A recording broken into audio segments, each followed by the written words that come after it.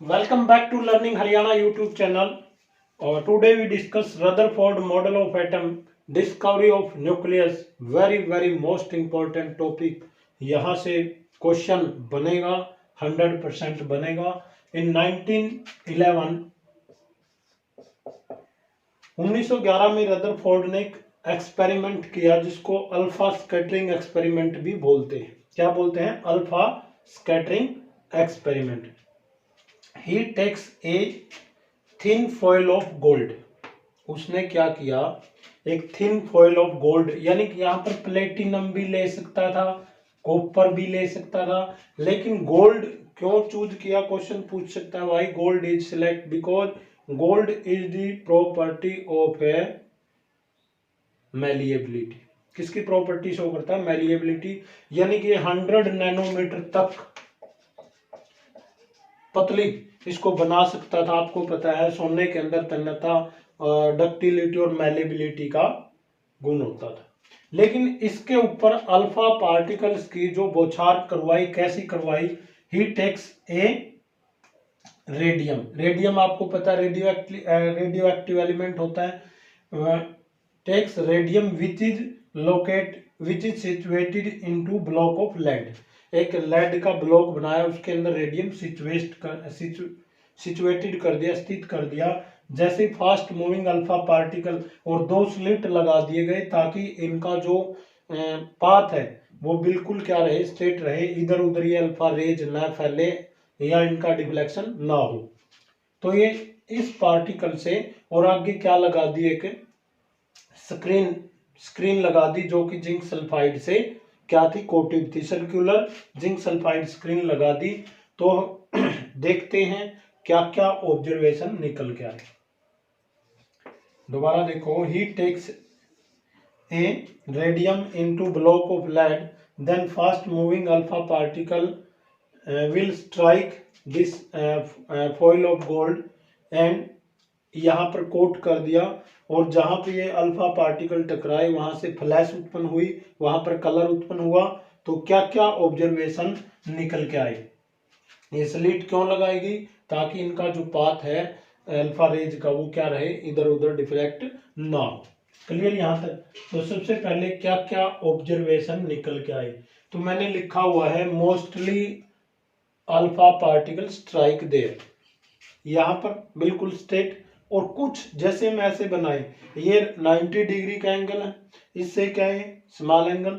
और ये ऐसे जाए, जैसे आपको पता है ये 360 होता है, यहाँ पे 90, यहाँ पर 180, और ये 180 से ज्यादा जितना भी है. यहाँ पे आपको पता है ये 60 के लगभग, ये 90 और ये 90 से ज्यादा पे स्ट्राइक हुए. मोस्टली कहाँ हुए? यहाँ पर. तो पहला ऑब्जर्वेशन लिखते हैं. मोस्टली अल्फा पार्टिकल्स, यानी लगभग 90.9%, 99% mostly alpha particle 99 pass through this foil without any deflection. यानी लगभग 99.9% इसमें से क्या हुए? मोस्टली, जैसे यहाँ पर ये क्या था? पाथ था ऐसे ऐसे. तो मोस्टली क्या हुए? इस सोने की पत्ती से क्या हुए? पास हो गए. दूसरा,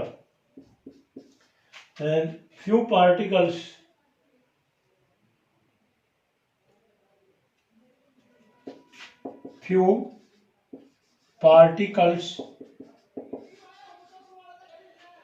आर डिफ्लेक्ट. मैंने ये बताया था ना, डिफ्लेक्ट एट स्मॉल एंगल. किस पे डिफ्लेक्ट हुए? स्मॉल एंगल्स पे. और थर्ड थी जो एक है, यहाँ पर एरो दिखाता हूं, ऐसे जा रहे थे ये. इनमें से लगभग 20,000 थे, 40,000 थे, 1,00,000 थे. उनमें से ये एरो दिखाता हूं, आउट ऑफ 20,000 लगा लो, कई किताबें 12,000 भी दिखाया मिलेगी आपको। आउट ऑफ 20,000 मतलब 1 alpha particles retrace its path. ये चीजें आपको बता रहा हूं मैं कि मोस्टली अल्फा पार्टिकल्स इस फॉइल से विदाउट डिफ्लेक्शन गए और कुछ स्मॉल एंगल पे डिफ्लेक्ट हुए और कुछ क्या थे 12,000 में से मान लो या 20,000 में से उसी रास्ते से वापिस आए। और एक एक्सपेरिमेंट था जो फ्यू अल्फा पार्टिकल्स डिफ्लेक्ट या इसको हम रिफ्लेक्ट कह सकते हैं, deflect at more than 180 angle. 180 वाला तो वापिस आ गया, मोर देन 180 एंगल्स। दोबारा रिपीट कर रहा हूं कि इसके अंदर चार चार जो ऑब्जर्वेशन निकले और इनको मैं दोबारा भी, ज्यादातर क्या निकले सीधे निकले, कुछ स्मॉल एंगल पे डिफ्लेक्ट हुए, 20,000 12,000 में से एक वापिस आया। फ्यू पार्टिकल डिफ्लेक्ट कह लो या रिफ्लेक्ट कह लो। तो अल्फा पार्टिकल्स पे आपको पता है पॉजिटिव चार्ज होता है, दे कैरी पॉजिटिव चार्ज। कौन सा चार्ज होता है इनके ऊपर? Positive charge.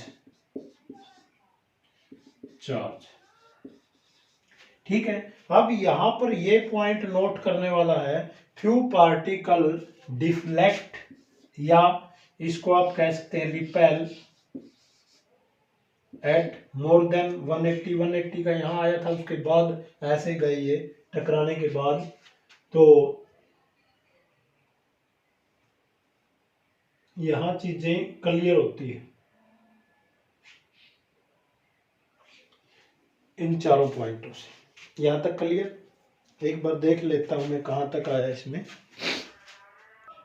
अब देखो पहला पॉइंट है, mostly alpha particle 99.9 pass through the foil without any deflection. It means, इस लाइन का क्या मतलब है कि मोस्टली पार्ट है जो एटम का, mostly part of the atom वो क्या है? होलो है, होलो और एम्प्टी। इसका मतलब जो ज्यादातर सीधे पार्टिकल निकल गए, इसका मतलब है एटम का मोस्टली पार्ट है, ज्यादातर भाग है वो होलो है या एम्प्टी है। क्लियर? इसके बाद ठीक है, ऑब्जर्वेशन के बाद हमारे क्या कंक्लूजन आए, अब कंक्लूजन बता रहा हूं यहां पर। पहला। दूसरा, few particle are deflect at small angle, कि जो स्मॉल एंगल पे डिफ्लेक्ट हुए, इसका मतलब स्मॉल एंगल पे डिफ्लेक्ट होने का मतलब है कि इसके अंदर पॉजिटिव बॉडी प्रेजेंट है, कि positive particles present in that atom, यानी कि सोने की पत्ती के अंदर कुछ पॉजिटिव पार्टिकल्स हैं। और जो 20,000 में से या 12,000 में से एक उल्टा आया, इसका मतलब इसके अंदर एक heavy particles, heavy body present है, हैवी बॉडी प्रेजेंट है। ठीक है। और उसके ऊपर कौन सा चार्ज है? पॉजिटिव चार्ज है। ये दूसरा और लास्ट वाला एक ही इसी पॉइंट के अंदर इंक्लूड होते हैं, वैसे बना दिए थे कि इसके अंदर पॉजिटिव पार्टिकल है, इनके अंदर रिपल्सन होगी, यानी कि आपको पता है प्रोटॉन पे भी पॉजिटिव चार्ज है और अल्फा पार्टिकल पे भी पॉजिटिव चार्ज, दोनों अगर एक दूसरे के नजदीक नहीं आएंगे, दूर जाएंगे, इसका मतलब अब हमने पढ़ लिया कि एटम का मोस्टली पार्ट क्या है? होलो है, एम्प्टी है, यानी और उसके अंदर पॉजिटिव पार्टिकल्स है। और जो हैवी बॉडी प्रेजेंट है, यानी ए हैवी बॉडी और positive charge, a heavy body positive charge which is in small area, small area, यानी छोटा सा एरिया है जिसपे पॉजिटिव चार्ज है, वो हैवी है। This particles is called nucleus. इस छोटे से जिसके ऊपर पॉजिटिव चार्ज है और बहुत ही हैवी है, इस हैवी पार्टिकल्स को क्या बोलते हैं? न्यूक्लियस बोलते हैं। ऐसे डिस्कवरी हुई थी न्यूक्लियस की। अब मैं इसको इरेज कर देता हूं। न्यूक्लियस के क्या है? दो पार्ट है, या एटम के दो पार्ट है, सॉरी न्यूक्लियस के नहीं। अब हमने रदरफोर्ड मॉडल को ऑफ एटम को डिस्कस किया, उसके बेस पे atom has two part. Atom has two parts. First है न्यूक्लियस, अभी पढ़ा हमने, हैवी है, पॉजिटिव चार्ज है और हैवी है। Whole mass of the atom is, या entire mass of the atom is, entire mass of atom is concentrated. Second part है extra nuclear part in which electron, या आप लिख सकते हैं in which electron are revolving as like the planet revolve around the sun. तो ये क्या था? रदरफोर्ड मॉडल ऑफ एटम था। आज के लिए इतना ही। नेक्स्ट वीडियो में atomic number, mass number, isotope, isobar, iso electronic, वो एक छोटी सी वीडियो बनाएंगे। उसके बाद ये यहाँ तक हमने पढ़ा हुआ है 9th क्लास के अंदर, नया काम शुरू होगा एक वीडियो के और बाद। तब तक के लिए thank you, have a nice day.